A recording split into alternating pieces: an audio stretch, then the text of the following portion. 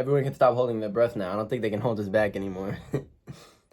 If you're anything like me, you've been waiting for these 4 years to be over as quick as possible, and now that it's here, all I can do is look back. That's not to say I dread my future. I'm excited for something not only newer, but bigger. I'm sure everyone here has some inkling of what they want to do, and if you don't, that's okay. They say youth is wasted on the young, so waste your youth. Finding yourself, whether that be figuring out what you want to do or meeting new people, traveling. Waste this time, so when you look back, you'll have stories to tell. All of you are special in your own way, and I know that's the day-old cliche, but you are. Some of you might go on to be doctors and save lives. Some of you lawyers, some of you artists whose art will inspire the world. Whatever you want to be, I want you to remember that you will always have an influence and a purpose, whether you see it or not. You mean more to someone than you could ever know. But before success, failure resides. A lot of us feel failure when in perspective, it means you're moving forward. Some of you have probably been told sometime in your life to have a plan B.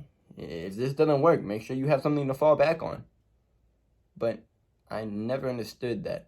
That means you're planning on falling back. If I fail, I want to fall forward towards something.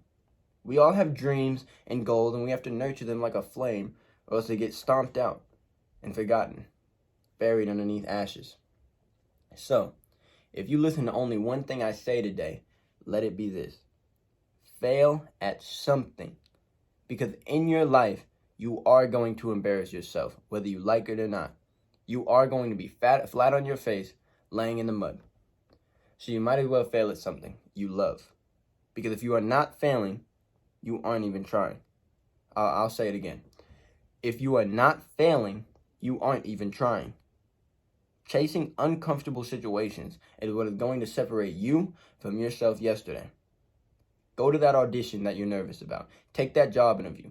Write a 5-minute high school commencement speech and speak in front of a whole bunch of people. The best skill anyone can have is learning to be comfortable in uncomfortable situations. And as you go about life, remember that when you do find your success story, remember those who helped you. There is no such thing as self-made. Everyone has gotten help in their life, no matter how minor it was. So pay it forward. Help those who need it, especially in times like these, where we are hardly connecting with our loved ones as of recent. Which brings me to my next point, the present. I could talk all day about the steps you need to take for a better future, but it's equally as important to stop and be in the moment. The present is taken for granted, and I think we should appreciate it more. I know it seems like right now might not be the best time you've had, but after this, you will never graduate high school again. Let this moment sink in and your emotions loose. Look at the people around you. And remember that this might be the last time you see some of these people before you disperse on your life after high school. To my seniors who were robbed of a graduation, just remember to not be too disappointed. This is far from the biggest milestone you'll accomplish. Think of it as living through history. Another story to tell your children. I know I've been inspirational so far, or at least tried to be, but this doesn't exclude those who have suffered or those who have experienced any sort of injustice. Now is a time of celebration, not sorrow. I could have come up and told you all about what has gone wrong in my life, and trust me, there's a lot. But I chose to smile and push forward, as we all should, because everything we face is a choice. It may not seem like it at the time, but hindsight is 20/20. So all that to say, make your choice. I chose to try and be as inspirational as possible today. Why? Because in times of need, we don't need another sob story. We've heard enough of those.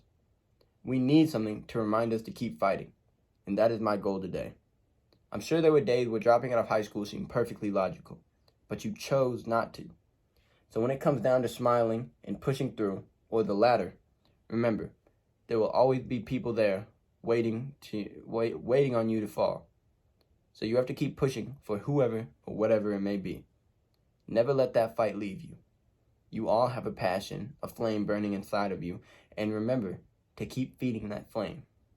Sacrifices will present themselves, but you have to hark back on what you are chasing as to not sacrifice your own well-being or dreams for average. Owing to the fact that none of us are average.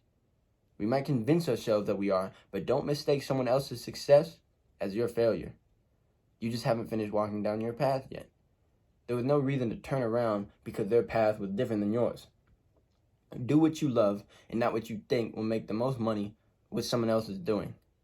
And don't let pride and jealousy be the death of you. If you can follow these rules, I assure you prosperity will follow you, and you'll look back at this time and see how much you grew. Thank you. That's my commencement speech. And Mr. Womack, thank you. I know this was a graduation speech, but I also want to thank you, along with all my teachers. So, yeah. Also, I cut my hair. I don't know if I haven't been on camera in a minute, and I apologize for that. But, yeah. All right. Thank you.